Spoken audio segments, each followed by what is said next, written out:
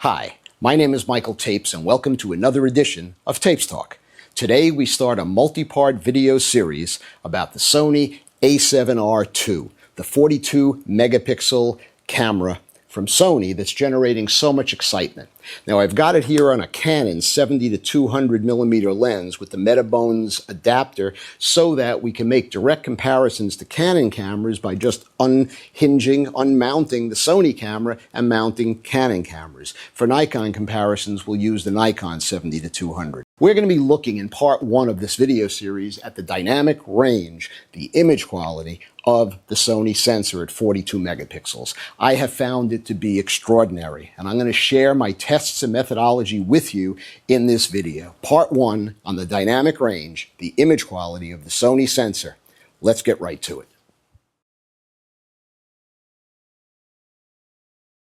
In this test, I'm checking the highlight clip level of the four cameras under test. We're using a 70 to 200 lens, Nikon lens on the Nikon camera, and a Canon lens on the other three cameras. So what we do in this test is we take a look at the green channel here, these highly saturated elastic hair bands, and we've incremented the exposure by third of a stop. So this is obviously blown out in the green channel here. And then we shut down the exposure by a third of a stop in each succeeding exposure and raise it up in Lightroom to compensate so that we're visually looking at the same thing, but we're checking the clip level until there's no more change in the picture. So here you see that there's no more change in the picture, and here we see the blown channel. It's much better to do this on a colored channel than the white channel because Lightroom or whatever raw converter can cheat very easily on the whites. It's easy to fill in white when you're doing highlight recovery. So we find out the point at which no further change, the highlights are no longer clipped. So in this case, it's a 25th of a second at ISO 800. If we look at the Canon 5DSR, we'll do the same thing, third of a stop, keep going until at this point there's no change between these two exposures, and there is change here. So this exposure is the one where the highlights are no longer clipping, again a 25th of a second, and without going through, it's the same thing for the 1DX and the same thing for the Sony. And I also did it at ISO 100 with the same results. So based on this test, which is probably accurate to a third or a half a stop given the variables of ISO among the cameras and so forth, I can make the statement that all four cameras have the same amount of ability to recover highlights.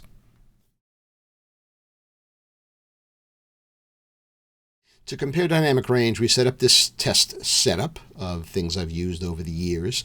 The exposure is a typical exposed to the right exposure, so the highlights are overexposed but not blown, and we're going to control them using the highlight slider in Lightroom. And I take 5 shots, each one stop down from this normal exposure. So this one is 1 stop down, this one another stop down, this having to do with bringing the shutter speed, doubling the shutter speed. Okay, so we have shots from 5 stops down, 4, 3, 2, 1, and normal exposure. And then to be able to compare them, we normalize them using Lightroom to boost each exposure 1 stop. So first I'm going to apply a crop so that we'll be able to look at these images downsampled and compare noise and so forth.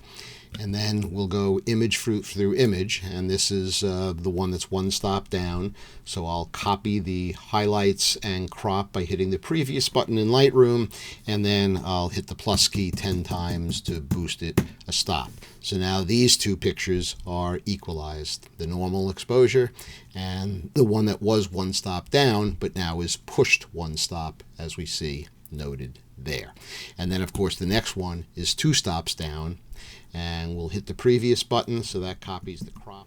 So this is the final shot. We've brought that up 5 stops from the underexposure. If we do a before and after, you can see this was the 5 stops down, and here it is brought 5 stops up. So here's what the shots look like adjusted. Normal exposure, pushed 1 stop, 2, 3, 4, 5. And that's the Nikon D810.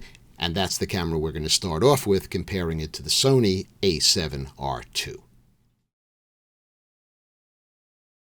There you see the resolution difference, the Nikon having 36 megapixels and the Sony having 42 megapixels, or we can look at them so they're downsampled to the same size. In any event, let's just look through the Nikon as we were doing before. So here's, and we can zoom in because they're close enough. So we have normal exposure, 1 stop, pushed, 2, 3, 4, 5. And now we look at the Sony and we have normal exposure, 1, 2, 3, 4, 5. You can see that the Nikon is much better at bringing up shadow detail than the Sony, and that's the traditional wisdom out there on the web, that the Nikon has much superior dynamic range. Here they are downsampled to a size smaller than both of them. So we can see comparatively at the same downsample size that the Sony is noisier when boosting 5 stops. But at the normal exposure, they're pretty much the same. Now, the conventional wisdom on the web says that the Nikon has extended dynamic range, and this would seem to bear that out, and that is true. But I, for one, rarely shoot at ISO 100. I wish I could, but I can't. So more relevant to me is what happens to the dynamic range over the range of ISOs. So let's take a look at that. Let's go to 400 and take a look at the Nikon. So here's the normal exposure, pushed 1 stop, 2, 3, 4, 5. And now here's the Sony, normal exposure, 1, 2, 3, 4, 5. Let's compare them head to head, so to speak. So we see the Sony on the left and the Nikon on the right, and they're both, it's getting a little hairy. Let's go down 1 stop, so to speak. So now we'll compare pushing 4 stops. We can see that the Nikon is still a little bit better than the Sony. Pretty close, but a little bit better. Okay, so let's go and now move to ISO 1600. And here we have the Nikon, normal exposure, 1 stop push, 2, 3, 4, 5. Starting to get ugly. And now let's look at the Sony, normal exposure, pushed 1, 2, 3, 4, 5. And now compare the pushed 5, one to the other. And now we can see downsampled, they're pretty much, actually the Sony's come ahead. If you look at the detailed knurls on the microphone, you can see that they're gone. The upper knurls are gone in the Nikon, but they're still here in the Sony. You can see what I mean here. Even though we have the different resolution, you see that it's lost in the Nikon. It's here in the Sony. Let's go down a stop. We're pushing less, and you still see that the Sony has the advantage. So in this case, the Sony is pulled ahead. Let's continue and go to ISO 3200. The Nikon, normal, pushed 1, 2, 3, 4, 5, and the Sony pushed 1, 2, 3, 4, 5. So you can see here, pushed 5 stops at ISO 3200. Well, they're both marginal, but you can still see that the Sony has more detail and better color in the green. And here the Nikon's going magenta noise kind of, and the Sony's maintaining it. But let's look at where at least one of them can have some integrity. And here we can see it very clearly that the Nikon loses the detail and the Sony picks it up in the zoom shot and in the downsampled shot. It's not as gross, but you can see that the Sony has less noise than the Nikon and more detail in this bottom knurl and more color integrity.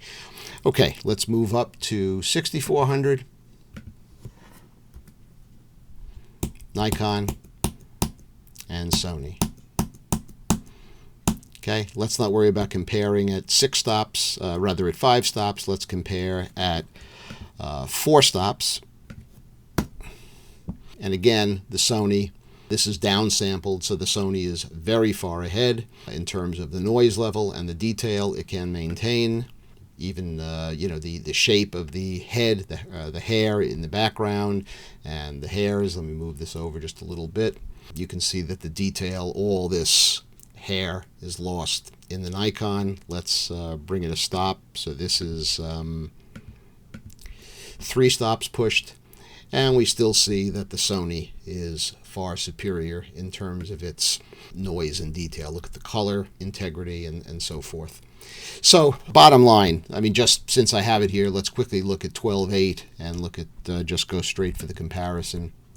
And the Sony has color integrity and the green that's carried and the detail in the head again, and that the color, the brown hair is maintained much better than the noise here. So what we see is two very incredible sensors, excellent sensors, and actually I'm just going to compare just its straight ISO at the normal exposure, and you can see that the Sony does better at 12.8 as well. Less noise and more detail. So what conclusion can we draw from this unscientific yet very compelling set of images and comparisons?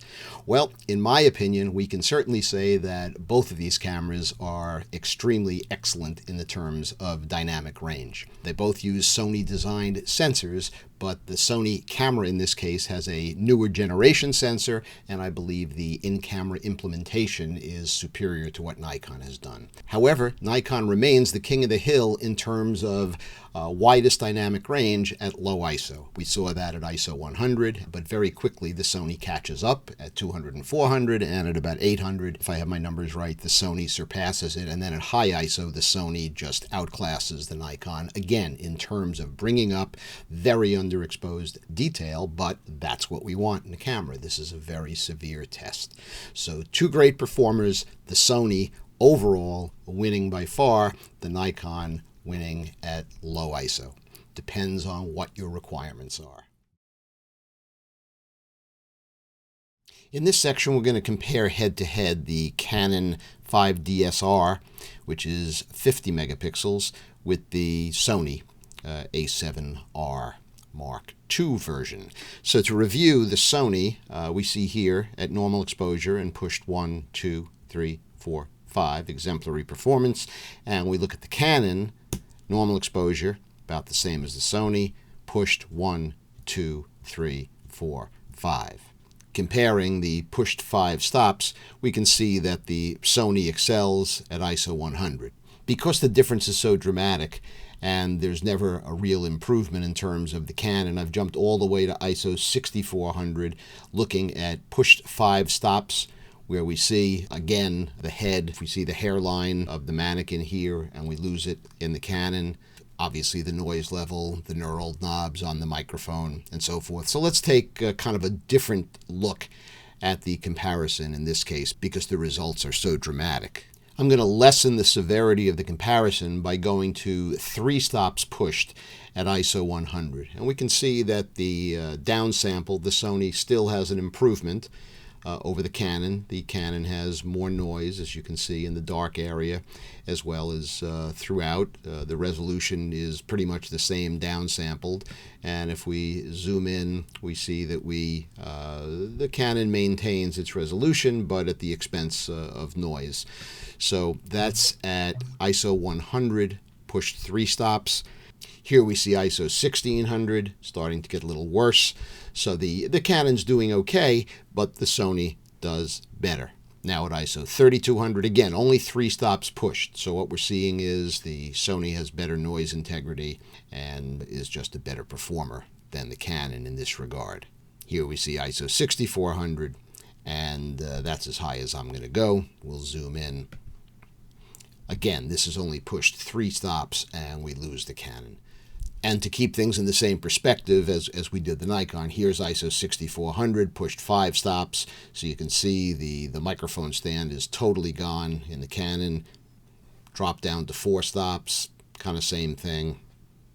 And 3 stops where we started. So in conclusion, we can say that the Sony just has stellar performance, as we saw against the Nikon. Against the Canon, it's even more dramatic in the Sony's ability to render underexposed areas and shadow and dark detail and bring it up to a level that we've never seen on a camera of this resolution. As interesting as the previous examples were in comparisons, I think this one will be perhaps the most interesting.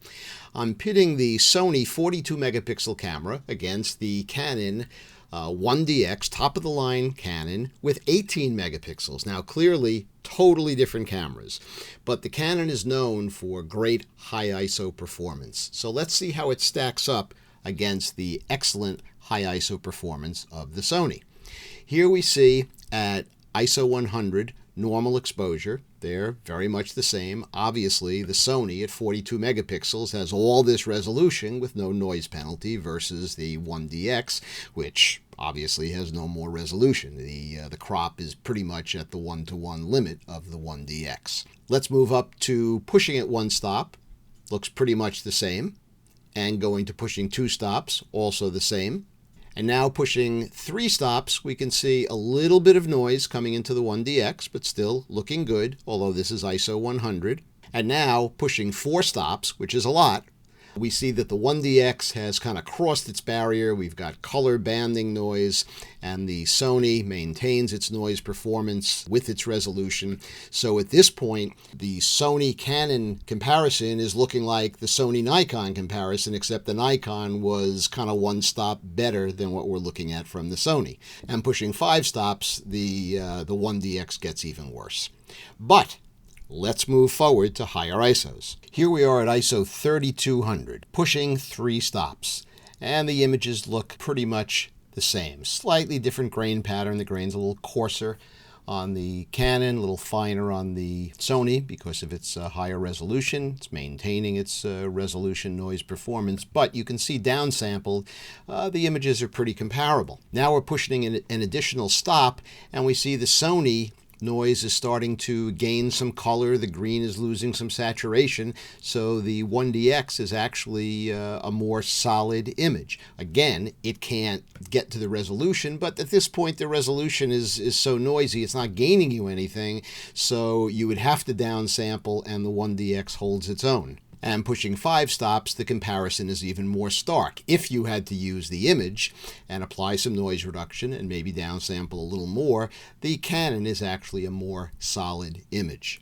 Moving to 6400, we're going to see the same type of situation. Pushing 3 stops, they're pretty much the same.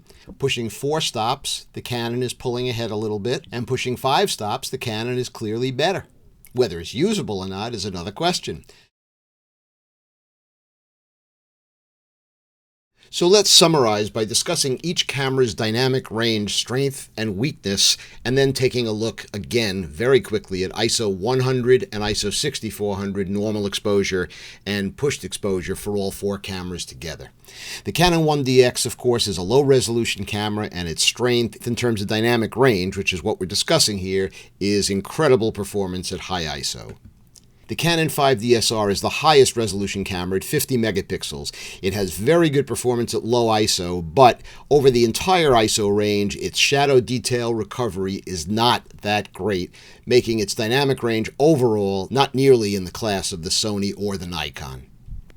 The Nikon D810 high-res at 36 megapixels. It's got the best shadow detail recovery at low ISO, so the best dynamic range at low ISO. But the shadow detail recovery starts decreasing as ISO goes up. It's still excellent, but not quite as good as the Sony. And the Sony at 42 megapixels is the best combination of resolution and dynamic range. Its dynamic range at high ISO and low ISO is incredible, with the Nikon only besting it at low to mid ISO. The Sony is a game changer in terms of overall dynamic range and resolution. Now let's take a final look at the 4 cameras. Here we have ISO 100 at normal exposure, and all 4 cameras look good. Still at ISO 100, but now underexposed by 5 stops and pushing 5 stops in Lightroom to bring the exposure back up. We can see that the Sony excels, followed by the Nikon, and the 2 Canon sensors lag behind, with the 1DX having particularly poor performance with the 5-stop recovery at low ISO. Now moving up to ISO 6400, we can see that the performance is still quite good at normal exposure, with the Sony being slightly better than the other 3 cameras. And finally, the most severe test of 5 stops of underexposure, pushing 5 stops in Lightroom at ISO 6400.